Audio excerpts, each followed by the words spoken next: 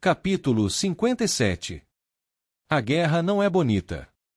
Riste cambaleou pelo acampamento improvisado, o gosto de sangue e terra impregnando sua língua. Os pontos em seu queixo e lábio repuxaram, sangue fresco escorrendo. Ele engoliu em seco, tentando umedecer a boca e a garganta. O resultado foi uma tosse convulsiva que apertou ainda mais os pontos. Era por volta do meio-dia. Os elfos haviam parado de perseguir mais ou menos na mesma hora do dia anterior, mas os exércitos continuaram marchando na tentativa de aumentar a distância entre eles. Não desfaça esses pontos, disse a irmã Anila enquanto verificava seu trabalho. O queixo e o lábio de Riste não eram as únicas partes do corpo que haviam sido costuradas. Anila havia suturado a carne de seu braço, peito, perna e costas. As tendas de triagem estavam sobrecarregadas e os curandeiros estavam tão exaustos que corpos eram jogados em valas, alguns ainda gemendo. Felizmente, os ferimentos de Riste não eram graves o suficiente para exigirem cura completa. Gritos e chamados ecoavam, acompanhados pelo rangido de rodas, bufos e relinchos de cavalos e o tamborilar constante de passos. Ninguém passava por Riste sem parecer que acabará de sair debaixo de uma pilha de corpos. Só restam 3 tendas de triagem. Garramon olhou para Riste e Anila com um olhar de desaprovação. Se eles não estiverem lá, estão mortos. As palavras cortaram Riste como se fossem aço afiado. Quando o acampamento foi montado, Garramon acomodou os magos do primeiro exército, contando os mortos, alimentando e dando água aos vivos. Nenhum deles tinha visto Magnus desde a batalha. Nas últimas horas, Garramon, Anila e Riste vasculharam as tendas de triagem em busca de qualquer sinal de Magnus e também de Neera. Riste havia se separado dela durante a luta. Ele a chamou pelo nome e a procurou nas 2 últimas noites desde a batalha, mas tudo era um caos. Os exércitos estavam espalhados por quilômetros, os feridos e moribundos sendo transportados em carroças como sacos de grãos. Na extremidade oposta do acampamento, as formas imponentes de 2 dragões se erguiam. Hélios, a montaria de escamas negras de Eltoar da Etana, era tão grande que poderia facilmente ser uma colina de ônix. Riste vira ambos os dragões voarem nos últimos 2 dias, seus corpos marcados com mais cicatrizes e ferimentos do que ele conseguia contar. Os curandeiros cuidavam deles dia e noite. O terceiro dragão, Meranta, fora morto na Batalha das 3 Irmãs. Riste não havia considerado que dragões pudessem morrer. Nem sequer lhe passará pela cabeça. O que, no mundo conhecido, poderia matar um dragão? Bem, descobriu-se que a resposta era outro dragão. Aquilo abalou profundamente os soldados de Loria. Não só um dos guardas do dragão estava morto, como os elfos tinham dragões. Ele ouvirá os soldados cochichando sobre isso enquanto marchavam. Cada um falava baixo para não ser ouvido, mas para onde quer que Riste olhasse, todos sussurravam a mesma coisa. O medo os consumia. Ali. Garramon desviou-se de um homem que empurrava um carrinho de madeira com membros decepados, com sangue escorrendo para a terra. Ele acenou com a cabeça na direção de uma tenda branca, a uns 6 metros de distância. Riste não conseguia desviar o olhar do monte tumular. Seu estômago embrulhou e, em poucos instantes, ele vomitou tudo na terra, tossindo e engasgando, as feridas ardendo de dor como se estivesse sendo cortado novamente. O vômito grudava em sua garganta, e a saliva, com um tom vermelho alaranjado, formava fios. Uma mão agarrou o ombro de Riste e o puxou para cima, endireitando-o. Controle-se, disse a irmã Anila. Riste esperava que sua expressão fosse fria e inflexível, mas, em vez disso, viu compaixão em seus olhos. A habitual dureza de sua boca se transformou em um sorriso quase piedoso. Você já viu coisa pior em todas as tendas de triagem até agora. A expressão de Anila suavizou-se ainda mais. E não temos comida suficiente para você continuar vomitando. Vamos, só faltam 3. A primeira das 3 tendas de triagem restantes era pior que Riste já vira. Ele viu feridas abdominais, membros decepados, homens e mulheres com buracos do tamanho de punhos no peito. Os gritos arranhavam seus ouvidos, tentando penetrar em sua mente. E o cheiro o fazia engasgar, assim como acontecerá em todas as outras tendas. Como se constatou, a maioria das pessoas evacuava quando estava perto da morte, e o cheiro de fezes nas tendas de triagem se misturava com o gosto metálico e ácido do vômito, lutando contra o odor forte e antisséptico da seiva de cicuta e da carne queimada das feridas cauterizadas. Mesmo com a centelha, os curandeiros estavam sendo levados muito além de suas capacidades. Riste sabia pouco sobre cura, mas sabia que tudo que um curandeiro dava, perdia em dobro. quanto mais grave o ferimento, mais curandeiros seriam necessários para curá-lo, e maior a probabilidade de um curandeiro tirar a própria vida no processo. Como não encontraram nenhum sinal de Magnus ou Neera na primeira tenda, passaram para a segunda, que ficava perto de um riacho murmurante que corria pela extremidade norte do acampamento. Assim como nas outras tendas, quando Riste passou pelas abas entreabertas da penúltima tenda de triagem, seus sentidos foram atacados. Uivos, gemidos e gritos encheram seus ouvidos. O fedor da morte obstruiu suas narinas. Uma onda de calor percorreu sua pele. Ele olhou em volta, a cabeça confusa pelo caos.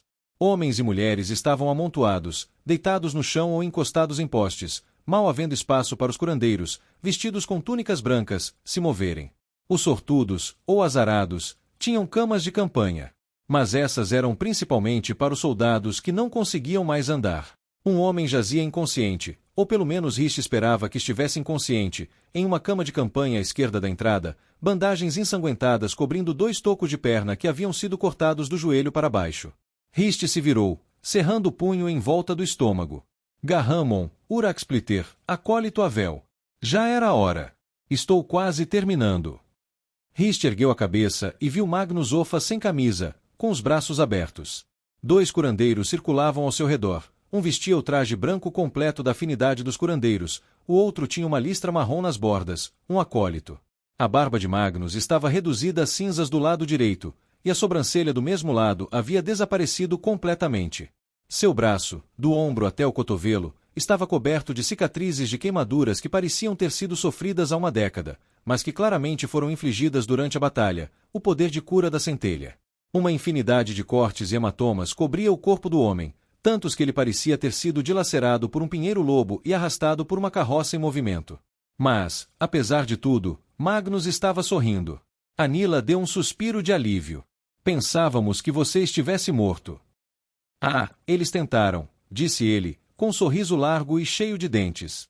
Com o lado direito da barba de Magnus queimado, pela primeira vez desde que Riste conhecera o homem, ele podia ver a boca de Magnus, bem, metade dela. Era estranho, como se estivesse olhando para um desconhecido. Ah, pode ter certeza de que tentaram. Uma vadia élfica chegou perto, mas eu a atravessei com a haste quebrada de uma lança. Uraxpliter, você devia ter visto a cara dela quando a segurei no fogo do dragão como um coelho no espeto. Argue! O homem deu um tapa na mão de um dos curandeiros. Kiur, mas não enfie o dedo aí. Onde você esteve? Já se passaram 2 dias desde a briga. Fiquei preso embaixo de um cavalo. O desgraçado me deixou inconsciente. Quando recobrei os sentidos e tive energia suficiente para me livrar da coisa, os elfos já estavam me perseguindo. Passei os últimos 2 dias tentando alcançá-los, matando o máximo possível daqueles filhos da puta de orelhas pontudas pelo caminho. Um deles me espetou como um porco ontem à noite, e eu mal consegui rastejar de volta para cá. Magnus apontou para uma massa de carne retorcida logo abaixo de sua caixa torácica, com cerca de 2,5 cm de diâmetro. A Chiron quase me teve como parceiro de bebida. Teria tido, se não fosse por uma acólita curandeira muito entusiasmada que se esgotou tentando me salvar. O tom de Magnus ficou sombrio no final de suas palavras, a alegria habitual evaporando de sua voz.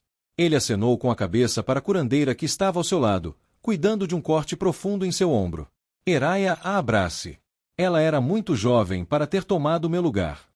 A curandeira, uma mulher alta, de ombros largos, cabelos curtos e escuros e nariz adunco, sustentou o olhar de Magnus, depois inclinou a cabeça, um sorriso frágil tocando seus lábios. Ela voltou a cuidar de seus ferimentos. Magnus fez uma careta quando a mulher o puxou, examinando-o de cima a baixo. Como estão meus magos? Magnus prendeu a respiração por um instante. Quantas baixas? Garramon encarou Magnus. Riste entendeu por que o homem estava hesitante. Se tivesse que dar a notícia, não tinha certeza se conseguiria encontrar as palavras, por mais que procurasse. A voz de Magnus transformou-se num rosnado. Pelo amor dos deuses, diga-me, seu desgraçado. 82 mortos. O rosto de Magnus se fechou, seu queixo caiu e seus olhos perderam o brilho. 82 mortos, repetiu Garramon. 9 feridos. 3 deles não sobreviverão à noite. Foram atingidos por fogo de dragão. Um dos dragões élficos caiu sobre nossas fileiras durante a retirada. Yorick, Alana, Urca, Tel, Dremaine, Calder, Luna, Thomas e Pula, Cada um deles mal tem um arranhão, mas estão abalados. Magnus engoliu em seco. Seus lábios pareciam prestes a formar palavras 2 vezes, mas nada saiu. Ver Magnus assim dilacerava o coração de Hist mais do que qualquer outra coisa que ele vira desde a batalha. Magnus sempre fora cheio de risos e leveza, parecia imune à escuridão do mundo, mas agora Hist podia ver seu coração sangrar. O homem assentiu para si mesmo, mordendo o lábio. Irei até eles. Termine aqui primeiro. Você não serve para nada se estiver parecendo um cadáver ambulante. Grunhiu Magnus. Um lampejo de vida iluminou seu rosto, e ele olhou para Hist. Sua mulher está aqui. Mas não conte a ela que eu a chamei assim. Ela é uma mulher de temperamento forte. Neera. Hist não fez nenhum esforço para esconder a urgência em sua voz. Ela está aqui. Onde? Ela está bem. Atrás de mim, à esquerda, perto do mastro da tenda com a tira de pano branco pendurada. Sim, ela está viva, rapaz. Ela vai viver, vai andar de novo e vai empunhar uma espada. Muitos não têm essa sorte. Hist olhou para Garramon, mas o homem já estava gesticulando para o lado, afastando-o. Vá. Hist abriu caminho pela tenda de triagem, fazendo caretas a cada passo enquanto seus novos ferimentos ardiam em protesto, os muitos pontos repuxando.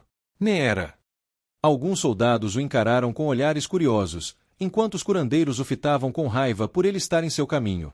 Neera, chamou ele novamente, ignorando os olhares. Passou por cima de 2 homens no chão que ele tinha quase certeza de estarem mortos, então desviou cuidadosamente das pernas de uma mulher cujo braço direito havia sido decepado logo acima do pulso. Devia haver centenas de soldados só naquela tenda, e apenas um punhado de curandeiros entre eles. O cheiro acre de vômito ainda impregnava sua garganta, e seu estômago ameaçava se esvaziar mais uma vez. Os bardos haviam omitido essa parte das histórias, o que acontece depois que milhares de homens com espadas afiadas vão para a guerra. Eles nunca contavam histórias sobre o que acontecia depois, nunca cantavam canções sobre a mulher que voltou para casa sem as pernas ou sobre o homem cujo corpo estava coberto de bolhas e cicatrizes. Não, essas não seriam boas canções para beber. Hist contornou um curandeiro rechonchudo, de ombros largos como os de um boi, então viu uma haste de tenda com uma tira de pano branco presa a uma lasca de madeira. Neera. Ele avançou, agora com mais firmeza. Por favor, que esteja tudo bem. Hist. A voz que respondeu era fraca, mas Hist a reconheceria em qualquer lugar. Ele empurrou um homem magro, de cabelos negros e oleosos, sem camisa, com sangue ainda escorrendo de um ferimento nas costas. Então ele a viu. Neera estava deitada em um catre, com a cabeça apoiada em uma velha bolsa de couro e um cobertor dobrado. Um cobertor de lã marrom cobria suas pernas, deixando 2 pés para fora da ponta. Ela usava meias, mas não botas. Da cintura para cima, estava nua, mas bandagens ensanguentadas a cobriam do umbigo até um pouco abaixo da garganta, envolvendo seu ombro direito. Seus cabelos escuros estavam grudados na testa pelo suor, e pontos seguravam um corte que atravessava diagonalmente sua bochecha esquerda, acima do olho e pela sobrancelha, parando a cerca de 2 centímetros da linha do cabelo. Hist! Hist caiu de joelhos, ignorando a dor aguda que o atravessou com o impacto. Ele repousou a mão no braço de Neera, envolvendo-a delicadamente com os dedos. O que aconteceu? Nós nos separamos, e eu não consegui te encontrar. Eu pensei o mesmo. Neera resmungou enquanto se endireitava, colocando a mão sobre a de Hist. Você se machucou. Você está me perguntando se estou machucada. Neera fez uma careta, e Hist apertou seu braço um pouco mais forte. Estou bem.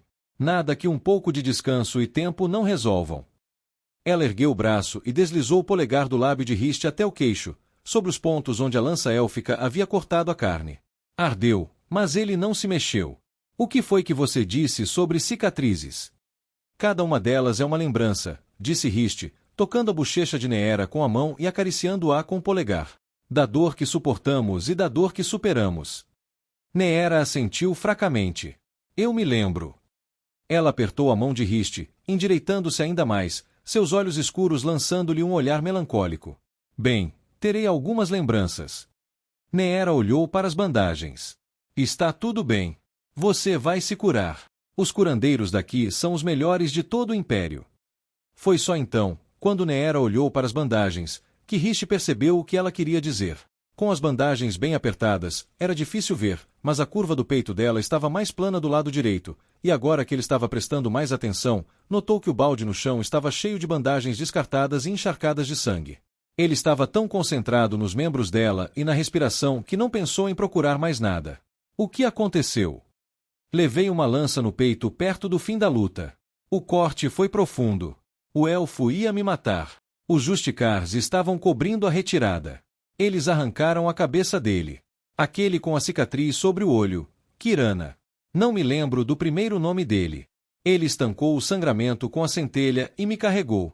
Quando chegamos ao acampamento avançado, estava quase deserto. Eles já tinham começado a recuar para um terreno mais seguro. Os curandeiros disseram a ele que não havia nada que pudessem fazer. Mas ele, Neera, cambaleou para frente, tossindo, com sangue espirrando em suas bandagens. Ela afastou Riste com um gesto quando ele tentou acalmá-la. Ele agarrou um deles pela garganta e disse que se eu morresse, ele morreria também. O curandeiro fez o que pôde. Havia muito sangue e ele já estava exausto de ajudar aqueles que tinham voltado antes. Ele fechou os ferimentos e me manteve viva. Eu tive sorte. Riste não sabia o que dizer. Ele não era bom com as palavras. Tudo o que importava era que ela ainda estivesse ali. Ele acariciou o rosto dela e lhe deu um beijo na testa com mais ternura do que nunca. Ela não o afastou nem fez nenhuma provocação. Passou a mão por baixo do braço dele e o puxou para mais perto. Passaram-se apenas alguns segundos, e então Neera se afastou. Estou muito feliz que você esteja vivo, disse Riste. Neera riu, balançando a cabeça, e outra tosse a interrompeu. Estou feliz que você também esteja vivo. Por quanto tempo você ficará no berço? Eles vão me levantar até o final do dia, disse Neera, dando de ombros sem muita convicção. Eles precisam do catre. Já disseram para onde vamos nos mudar. Riste balançou a cabeça. Garramon disse que haverá uma reunião esta noite, agora que os elfos recuaram e não estão mais perseguindo. Você viu Tomin ou Lena? Lena passou por aqui mais cedo com o irmão Almac. Eu a vi, mas não falei com ela. Neera engasgou ao terminar de falar. O que foi? Riste passou a mão pelas costas de Neera, tentando apoiá-la. Vou chamar um curandeiro. Não, estou bem. Neera puxou a cabeça de Riste para trás, acariciando sua orelha com o polegar e o indicador. Só me mexi de um jeito errado. Vi Tomin ontem, mas não o vi hoje. A irmã Danvar está por aí, então ele não deve estar longe. Vou pegar um pouco de água para você. Se quiser, Garramon e eu podemos te ajudar a voltar para as tendas depois que você descansar um pouco. Ou posso voltar e te ajudar mais tarde. Você está bem o suficiente? Neera assentiu com a cabeça. Alguém precisa mais deste catre do que eu, e eu já não estou sangrando muito. O sangue de Altvieda ajuda, alivia a dor. Vamos, me ajude a levantar, vamos pegar água no caminho. Agora. Agora. Neera soltou um breve suspiro enquanto agarrava o ombro de Riste e começava a se erguer com dificuldade. Você é teimosa como uma mula, resmungou ele, envolvendo-a em seus braços e puxando-a para cima. Pelo menos eu não pareço uma. O rosto de Neera oscilava entre uma careta e um sorriso. O quê? Perguntou ela quando ele a encarou de volta. Tudo bem. Você é meu herói, Riste Avel. Tão corajoso e forte. Agora faça como os heróis fazem e me carregue de volta para as tendas. Riste olhou fixamente para Neera, avaliando suas chances de sucesso se tentasse carregá-la. Num dia normal, suas chances seriam de 7 em 10. Não era que ela fosse pesada, mas sim que ele não era particularmente forte. Mas naquele dia, ele estava ainda mais fraco do que o habitual, e seu corpo doía. Riste! Neera estreitou os olhos, olhando para Riste como se ele tivesse acabado de dizer a coisa mais idiota do mundo, mas ele nem sequer tinha falado. Riste, eu estava brincando. Ela inclinou a cabeça para o lado. Por favor, não tente me carregar. Nós dois sabemos que isso não vai acabar bem. Ah! Tem algum problema em eu ficar feliz por você ter dito isso? Neera fez uma careta que era meio sorriso, meio olhar, daqueles que ela lançava para ele quando achava que ele tinha feito alguma besteira. Só me ajude a voltar para as tendas. O cheiro aqui vai me matar mais rápido do que qualquer outra coisa. Riste ajudou Neera a subir o resto do caminho e recolheu os pedaços de armadura, incluindo sua capa e espada, que estavam espalhados ao redor do catre. Os curandeiros devem tê-los descartado às pressas ao tentar salvá-la. Neera passou o braço em volta do ombro direito dele, fazendo uma careta ao levantá-lo, e ele colocou seus pertences sob a axila esquerda, segurando-os com firmeza. Quase teria sido mais fácil simplesmente carregá-la. Eles estavam voltando pela tenda de triagem, cambaleando como um burro de 3 patas, quando Neera avistou a irmã Danvar, com os cabelos alaranjados presos em um coque encaracolado na nuca, contrastando fortemente com o branco das vestes da curandeira. Irmã Danvar, chamou Neera. A mulher estava de pé sobre um balde que repousava em uma mesa dobrável baixa, esfregando as mãos na água que havia dentro. Ela não se virou nem respondeu. Irmã Danvar. Neera repetiu enquanto ela e Riste atravessavam a tenda em direção a ela. Riste viu a cabeça da irmã Danvar virar ligeiramente, sua orelha se contraindo. Ela ouvirá o chamado de Neera. A mulher levou as mãos às têmporas. Estavam manchadas de carmesim desde as pontas dos dedos até o dorso das palmas. Neera chamou mais alto, embora estivessem a poucos passos de distância. Irmã Danvar. O quê? Irmã Danvar bateu na lateral do balde d'água, derrubando da mesa e derramando seu conteúdo na terra, encharcando um homem que jazia em um catre. A mulher se virou, com os olhos em chamas. Suas vestes brancas, geralmente imaculadas, estavam cobertas de sangue. Manchas carmesim e rosa se misturavam com áreas queimadas. Seu rosto não era diferente, sangue seco e coagulado impregnado em cada ruga e dobra, a pele manchada. As mãos da mulher sangravam, a pele desgastada de tanto esfregar e lavar, as pontas dos dedos enrugadas como frutas secas. Ah! É você! Riste olhou novamente para o homem que a irmã Danvar havia acidentalmente mergulhado na água ensanguentada. Seus olhos estavam fechados e ele não respirava. Olheiras profundas marcavam os olhos da irmã Danvar, com sangue seco acumulado nas bordas. Ela parecia não ter dormido desde a batalha. A mulher soltou um gemido e colocou o balde caído de volta sobre a mesa. Virando-se de costas para Riste e Neera, ela suspirou, depois se virou novamente, engolindo em seco. Você está bem. A mulher tocou as laterais das bandagens de Neera, esboçando um sorriso de compaixão. Quando as bandagens foram trocadas pela última vez, ainda está sangrando. Há apenas algumas horas, assegurou Neera. A curandeira que estava me atendendo estava exausta, não tinha energia para finalizar tudo com a centelha. Ela me disse que tiraria os pontos nos próximos dias e que a ferida cicatrizaria completamente. Chegue mais perto. A irmã Danvar estendeu a mão, puxando Neera para perto de si. Não, falando sério, eu estou. Quando eu digo para se aproximar, acólito, você faz o que eu mando. Você ainda não é um mago de batalha. Riste sentiu Neera ficar tensa, endireitando as costas. Ele manteve o braço em volta dela enquanto ela se movia em direção à irmã Danvar. A mulher pousou a mão no ombro de Neera e teceu uma tapeçaria de fios através dela. Todos os 5 elementos. Riste já havia observado curandeiros em ação antes. A maioria deles, como curandeiros ou cirurgiões comuns, precisava de uma linha de visão direta para a ferida para ver o que estavam fazendo. Mas os mais habilidosos, como a irmã Danvar, pareciam ser capazes de sentir as lesões com fios da centelha como se as estivessem vendo com seus próprios olhos. Pronto, disse a irmã Danvar, sentindo claramente a dor lhe consumir as forças enquanto cambaleava para trás. Ela havia se esforçado até o limite do que seu corpo podia suportar. Mantenha as bandagens por enquanto. A irmã Danvar engoliu em seco, inspirando profundamente para se acalmar. Os ferimentos estão fechados, mas as bandagens servem de lembrete para não se esforçar demais. Retire-as antes de dormir. Os pontos estão soltos entre as bandagens e a pele. Agora vá, ainda há mais coisas a serem feitas aqui. Irmã, sei que provavelmente precisaremos do Tommen durante a noite, disse Riste enquanto a mulher se afastava. Mas se ele pudesse se juntar a nós para quebrar o jejum amanhã, agradeceríamos muito. A irmã Danvar ficou parada por um instante, e quando se virou, olhou para Riste de um jeito que o fez gelar o sangue. Tommen está morto. Um arrepio se espalhou do peito de Riste, e Neera ofegou ao seu lado. Morto. Mas ele não estava lutando, disse Neera. Eu só o vi ontem.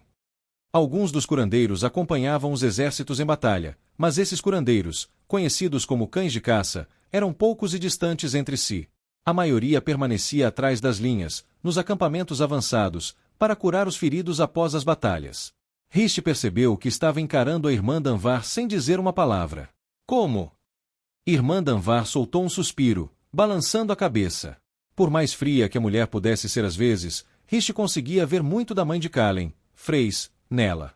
Ambas eram curandeiras. Freys não tinha centelha para ajudá-la, mas tinha um coração como poucos. Riste conseguia ver esse mesmo coração na irmã Danvar, mas naquele momento ele podia senti-lo se partindo. Ontem à noite, disse ela, deixei-o sozinho para cuidar de um dos sobreviventes do fogo do dragão. O homem não viveria para ver o sol nascer hoje, mas Tommen precisava praticar, e o homem merecia morrer com o mínimo de dor possível. Não tenho certeza do que aconteceu, mas quando me virei, o homem estava gritando, e o cabo de uma faca estava cravado no pescoço de Tommen. Eu não consegui salvá-lo. Não, Neera tremia ao falar. Não, isso. Ele não podia. Ele não estava lutando. Lágrimas brotaram nos olhos de Neera enquanto ela olhava para Riste. Ele não estava lutando, Riste. Isso não é justo. A irmã Danvar suspirou. A guerra não é justa, Neera. Aquela foi a primeira vez que Riste ouviu a irmã Danvar chamar um dos acólitos pelo primeiro nome. É sangrenta, é horrível e representa tudo o que há de errado neste mundo. Ele morreu rápido. Teve sorte. Farda estava de pé na tenda de comando com os braços cruzados. Ele podia sentir a sujeira e o suor grudados em seu rosto, e suas articulações doíam. As dores haviam piorado com o tempo. Ninguém falava há minutos. Todos os comandantes e generais sobreviventes, juntamente com Eltoar da Etana, Garramon e Anila, permaneciam de pé, com sangue ainda incrustado em suas roupas e o cansaço estampado em seus rostos. A maioria ainda vestia suas armaduras, ou pelo menos partes delas. Dos comandantes, apenas Marquencourt, do primeiro exército, havia sido morto em batalha, juntamente com o comandante mago do segundo exército. A julgar pelo pequeno número de corpos na tenda, os generais tiveram um destino muito pior. O comandante Talvari perderá 3 generais na batalha em Forte Arken, mas os comandantes do primeiro e do segundo exércitos haviam trazido consigo seus efetivos completos para as 3 irmãs. Isso deveria totalizar 27, mas apenas 14 estavam na tenda. E, para grande irritação de Farda, aquele verme de cabelo oleoso, Guthrin Vandimiri, era um dos sobreviventes. A comandante suprema Taia Tambrel debruçou-se sobre uma mesa dobrável no meio da sala, com as palmas das mãos pressionadas contra a madeira. O que restava de seus cabelos prateados caía sobre o ombro esquerdo, o lado direito da cabeça estava raspado, e pontos mantinham unido um longo e inflamado ferimento que ia do olho, cortando a ponta da orelha, até a nuca. A mulher recusará os curandeiros, preferindo que um cirurgião simplesmente lhe desse pontos e a mandasse embora. Farda respeitara sua decisão. A maioria dos comandantes teria cuidado de si mesma da melhor maneira possível. Taia, não. O suor escorria das pontas dos seus cabelos para a madeira. A mesa não tinha mapa. Eles não precisavam de um. A única decisão que tinham era seguir em frente ou voltar. Não faz sentido nenhum, comandante supremo, disse um general desengonçado, quebrando o silêncio prolongado. Ele parecia ter vivido seu 60º verão, o que, na opinião de Farda, já era uma conquista para a maioria dos soldados que não conseguiam tocar na faísca. Taia levantou a cabeça, olhando para o homem. Não faz sentido nenhum, zombou Magnus Offa. Há 60.000 almas amontoadas em Seeple. Pelo menos. Você sabe o que aqueles bastardos de orelhas pontudas fizeram às cidades da costa leste. Não voltar significa que estaremos matando todos os homens e mulheres capazes de lutar dentro da cidade. E mesmo assim, mesmo com toda a honra que possuem, os indefesos sempre são vítimas da guerra. Você deveria tirar sua espada e ir embora. Só quem tem coragem de usar uma espada deveria carregá-la. Repita isso, rosnou o velho, avançando em direção a Magnus.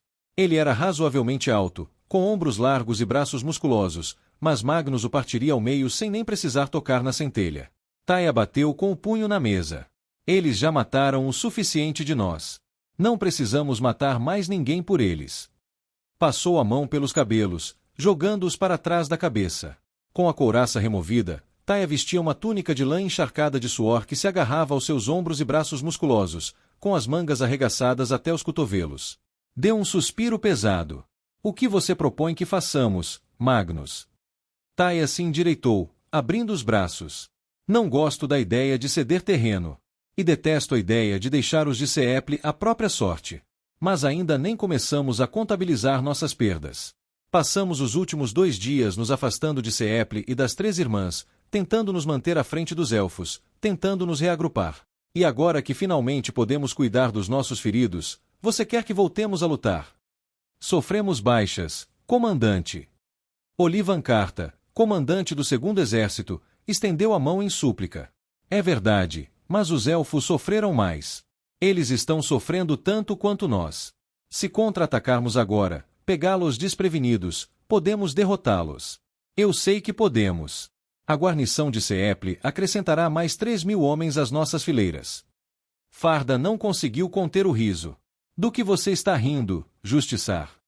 O homem enfatizou a palavra como se fosse um insulto.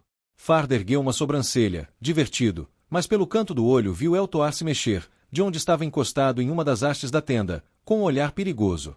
Eltoar não havia dito uma palavra desde que entrara na tenda, e Lina não viera com ele. A perda de Pelennor e Meranta os abalara profundamente, e uma escuridão pairava sobre a cabeça de Eltoar. Estou rindo de você. Farda franziu a testa. O que você disse, quebrá-los? Até 2 dias atrás, você já havia lutado contra elfos, comandante. E não me refiro àqueles que você acorrenta, prende com coleiras e força a trabalhar em Dead Roxhold. Tenho certeza de que você já derrotou muitos desses. Não, elfos livres. Você já havia lutado. O homem hesitou. Farda percebeu a incerteza se misturando com a raiva. Não. Mas... Você não pode quebrar elfos, comandante. Não em batalha. Através da tortura, talvez. Dias de dor sem fim. Você pode quebrar qualquer mente dessa maneira, se tiver a necessária falta de empatia.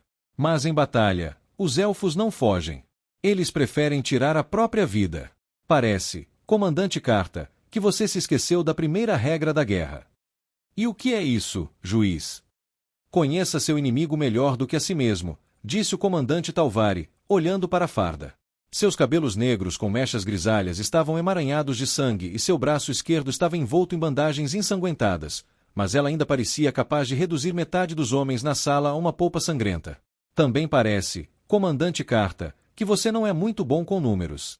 Antes da batalha, nossas forças eram da ordem de 14.000 homens, os elfos deviam ter mais de 30. Pelas minhas contas, que, admito, são aproximadas, perdemos pelo menos metade do nosso número. 7.000 mortos. Agora você diz que os elfos sofreram perdas maiores do que nós. Mesmo que tivessem sofrido o dobro, ainda assim teriam mais guerreiros do que nós tínhamos no início da batalha. Eles ainda nos superam em número por 2-1. Eles têm mais magos, e... Talvari olhou para Eltoar e se calou. Olivan seguiu o olhar dela. O quê? Os dragões. Matamos 2 das bestas deles e perdemos apenas uma. Ainda temos 2 sobrando. Eu aceitaria essas probabilidades. Você faria isso. Eltoar se afastou do mastro da tenda, as lanternas projetando sombras em seu rosto anguloso. Ele ainda vestia sua armadura branca, com a chama negra da guarda do dragão no peito, manchada de sangue e sujeira em sua superfície geralmente imaculada. Eu aceitaria. Olivan parecia ser o único na sala que não havia percebido a mudança de atmosfera. Quantas vidas, eu me pergunto. Eltoar aproximou-se a 30 centímetros de Olivan, inclinando a cabeça para observar melhor o jovem comandante. Para Farda, a maioria das pessoas era jovem. Aquele homem não devia ter vivido mais do que 35 verões. Jovem para um comandante, mas, por outro lado, a guerra não era uma profissão em que muitas pessoas chegassem à velhice, sem a centelha, é claro. Quantas vidas o quê? Quantas vidas você estaria disposto a sacrificar por seu orgulho? Isso não tem nada a ver com meu orgulho. Olivan deu um passo em direção a Eltoar, endireitando as costas. A ingenuidade da juventude. Ele parecia não entender que era um filhote aceitando o desafio de um dragão. Eltoar se moveu até ficar a menos de 1 centímetro de Olivan. O comandante da guarda do dragão era uma cabeça mais alto, com ombros consideravelmente mais largos. Magnus falou das pessoas dentro das muralhas da cidade. Seus pensamentos estavam voltados para a vida delas. Mas você exala arrogância e orgulho. Você é uma criança brincando de guerra. Como você ascendeu a essa posição? Família, sem dúvida. Você não a mereceu. Isso é óbvio. Eltoar balançou a cabeça, lançando um olhar para Taia. Devemos seguir para Elkenrim. Os elfos sofreram pesadas baixas e irão se reagrupar e consolidar sua posição. Eles chegaram a um ponto em que a perseguição não é mais uma exigência de honra. Apesar do tamanho de sua força, aquilo era apenas uma fração de seu poder. Um teste, por assim dizer. Precisamos recuar e enviar falcões. Fanny deve estar ciente dos acontecimentos aqui, Eltoar se virou para sair, mas deu apenas alguns passos antes que a voz de Olivan cortasse o cômodo. Falou como um covarde. Eltoar parou. Bem, isso foi uma tremenda estupidez. Eltoar se virou. Olhou para Olivan com os olhos frios e marchou de volta em direção ao comandante, parando tão perto que provavelmente podiam sentir o hálito um do outro. Diga de novo. O homem engoliu em seco, tendo que inclinar o pescoço para encontrar o olhar de Eltoar. Farda sentiu um lampejo fugaz de admiração por Olivan ao ver o homem encontrar um resquício de coragem em seu íntimo.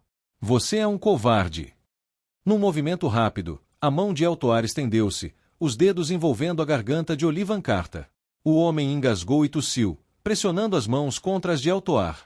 Mas o aperto de Eltoar era de ferro. Farda sentiu alcançar a centelha, fios de terra entrelaçando-se em seus ossos. Com uma das mãos em volta do pescoço de Olivan, Eltoar o ergueu do chão. Alguns suspiros de espanto se fizeram ouvir, mas nenhum dos outros ocupantes da tenda foi estúpido o suficiente para fazer algo. Até mesmo Taia Tambrel apenas observava, boquiaberta. Você ousa me chamar de covarde? Eltoar olhou fixamente para o homem. O rosto de Olivan estava vermelho e suas pernas se debatiam. Eu vivi para ver mais homens morrerem do que você viu fios de grama. Meus parentes e eu lhe demos este império. Morremos por ele. A fera que perdemos. Você sequer sabe o nome dela. Parecia que Olivan estava tentando falar, mas o homem não conseguia pronunciar nenhuma palavra. Seu rosto estava vermelho como um tomate, os olhos semicerrados, as veias saltando. Farda tirou a moeda do bolso, passando o polegar sobre os sulcos e ranhuras. O nome dela era Meranta. Ela morreu para que você e o resto dos soldados pudessem escapar. Sua alma gêmea era Pelennor. Ele era quieto e contemplativo. Olivan se debatia e gorgolejava enquanto Eltoar falava. Mas Eltoar continuou como se estivesse proferindo suas últimas palavras sobre a pira funerária de Pelennor. Ele era bondoso. Cavalgava para a guerra quando era necessário, mas nunca a buscava. Apesar de todo o seu poder, nunca teve sede de batalha. Não era covarde. Percebo, comandante Carta, que seu cabelo está limpo, assim como suas mãos e seu rosto. Para grande surpresa de Farda, Eltoar soltou o pescoço de Olivan Carta. Olivan caiu de joelhos, respirando com dificuldade, as mãos apertando a garganta. O medo transformou-se em fúria, brilhando em seus olhos. Ele tentou falar, mas Eltoar estendeu a mão e entrelaçou os dedos nos cabelos do homem, puxando com força. Pelennor e Meranta morreram para que esses exércitos pudessem recuar em segurança. Eles não morreram para que um miserável como você pudesse enviar mais homens e mulheres para a morte só para que você pudesse fazer parte da história de algum bardo. Tire suas mãos imundas de mim. Olivan rugiu, com a voz rouca e áspera. Eltoar torceu os dedos com mais força, puxando os cabelos do homem com mais intensidade, inclinando sua cabeça para trás e obrigando-o a esticar as costas. Você não passa de uma marca no tempo. Não merece o presente que lhe deram. Num movimento fluido, Eltoar sacou uma faca do cinto com a mão livre e a cravou no pescoço exposto de Olivan. Os olhos do homem saltaram das órbitas, suas mãos agarrando o cabo da lâmina, o sangue escorrendo pelo peito. Mas Eltoar girou a faca e a puxou com um puxão. Olivan ficou mole, o sangue jorrando livremente. Eltoar soltou os cabelos do homem e o deixou cair no chão com um baque surdo. Olhou para a faca, franzindo o nariz, com um toque de nojo no rosto, e então a atirou sobre o corpo de Olivan. Farda continuou a passar o polegar sobre a moeda de ouro em sua mão, traçando o contorno da coroa.